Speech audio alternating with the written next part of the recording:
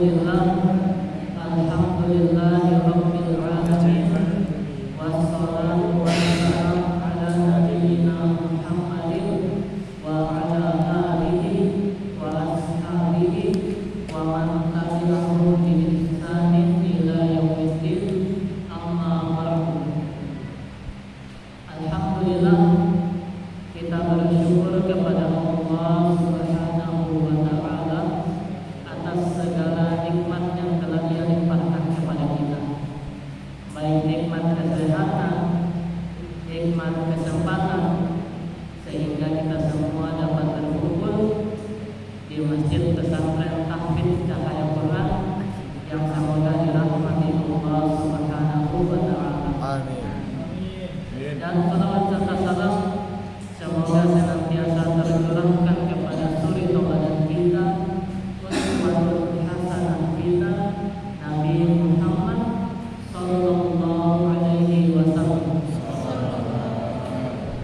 beserta para keluarganya, para sahabatnya, dan orang-orang yang senantiasa istiqomah menjalankan sunnahnya hingga hari kiamat kelak. Ayuhat tulab, kaifa halum? Alhamdulillah baik.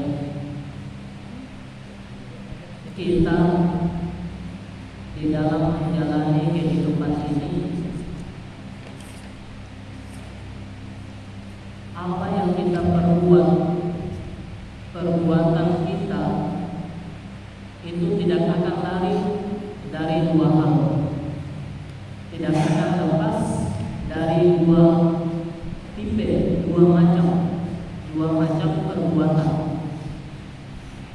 Kalau bukan perbuatan baik, maka perbuatan buruk.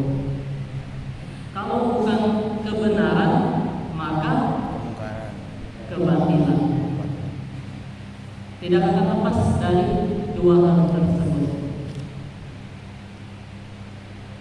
Kita belajar itu perbuatan yang baik, perbuatan yang benar untuk dilakukan. Kita berbohong itu perbuatan yang tidak baik, kebatilan yang dilakukan, dan macam-macam perbuatan yang baik. Kita tidak akan lepas dari berbuat di antara kedua hal tersebut, dan masing-masing perbuatan itu memiliki konsekuensinya tersendiri,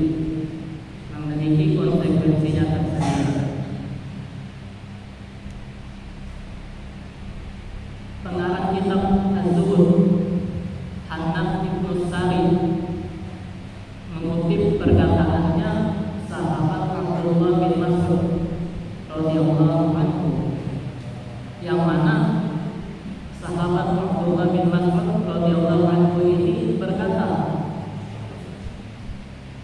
al-haqqu sabilun malimun wal batilu khafifun wabihun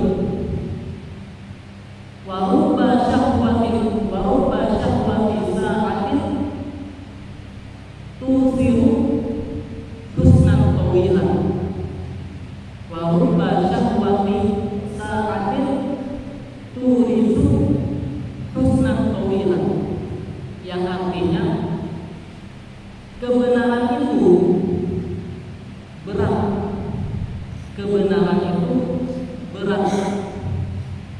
tetapi indah akibatnya. Kebenaran itu berat, tetapi indah akibatnya. Dan kebatilan itu ringan, tetapi buruk akibatnya. Kebatilan itu ringan, tetapi buruk akibatnya. Wa rubba syahwati sa'atin turisu husnan tawilan. Betapa banyak syahwat sementara yang mengakibatkan kesedihan berkepanjangan. Betapa banyak syahwat sementara yang mengakibatkan kesedihan yang berkepanjangan. Dari perkataan ini, sampai sekalian, maka kita bisa mengambil pelajaran bahwasannya yang namanya kebenaran itu, yang namanya kebaikan itu berat untuk dilakukan, butuh usaha yang serius untuk melakukannya, tetapi nanti akan indah akibatnya. Kita menghafal Al-Quran jauh lebih berat, berat, ada kesulitan tersendiri. Kita hafal satu lembar, besoknya hafal lembar, besoknya hafal lembar berikutnya, lembar sebelumnya lupa. Besoknya tambah lagi satu lembar sebelumnya lupa lagi. Di murojaah lagi, hafal lagi, murojaah lagi, lupa lagi, murojaah lagi. Butuh usaha. Kita menjalankan sunnah-sunnah Rasul berat enggak? Menjalankan sunnah Rasul berat enggak? Menjalankan dengan maksimal, maka itu akan butuh usaha. Rasanya itu berat untuk istiqomah mengerjakan sunnah-sunnah Rasul, berakhlak yang baik, tidak mudah marah, menjalankan sholat-sholat sunnah, menjalankan ibadah-ibadah sunnah lainnya, butuh usaha, berat, tetapi akibatnya akan indah. Kita di sini 3 tahun, 6 tahun belajar Al-Quran, menghafal, belajar, mempelajari.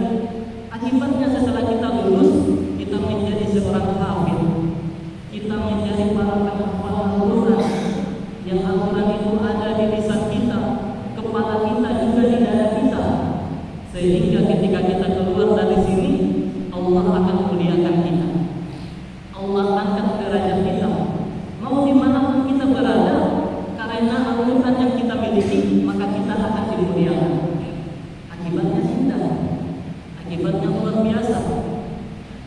Tetapi misalkan kita melakukan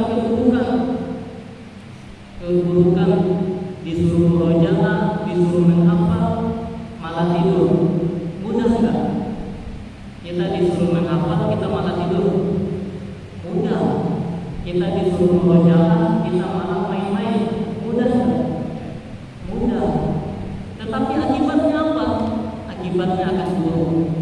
Lulus dari sini, hafalannya menerawang, enggak kuat, disuruh imam salah-salah, disuruh ditanya tentang Al-Quran, lupa, kacau, akibat tidak serius, akibat melakukan keburukan, maka akibatnya akan buruk. Setelah lulus, bukannya mendapat kemuliaan, maka bisa jadi mendapatkan celaan. Ini kok mondok 6 tahun, gak ada hafalannya. Ini kok mondok 6 tahun, disuruh imam gak bisa, disuruh guru gak bisa, ditanya tentang permasalahan agama gak tahu. Buruk akibatnya, karena kita mengambil perbuatan yang buruk. Perbuatan yang buruk ringan, tapi nanti buruk akibatnya. Maka oleh karena itu, sampai sekalian, marilah kita sama-sama melihat lagi perbuatan kita. Apakah kita sudah berbuat yang baik? Kita sudah memilih perbuatan yang baik, yang benar, walaupun berat tetapi kita tetap jalani, atau kita malah bersantai-santai memilih perbuatan yang buruk karena ringan. Maka jangan sampai kita terjatuh seperti itu, karena sungguh syahwat yang sementara, keburukan, kesenangan sementara yang kita lakukan, maka nanti kelak akan mengakibatkan kesedihan yang berkepanjangan. Penyesalan, aduh kenapa dulu di pondok gak serius, aduh dulu kenapa mesti disuruh murojaah, disuruh tambah hafalan gak tambah. Itu dia, nanti baru menyesal, nanti baru sedih. Mungkin hanya sedikit ini yang dapat kami sampaikan. Jika ada salah kata, kami mohon maaf. Aku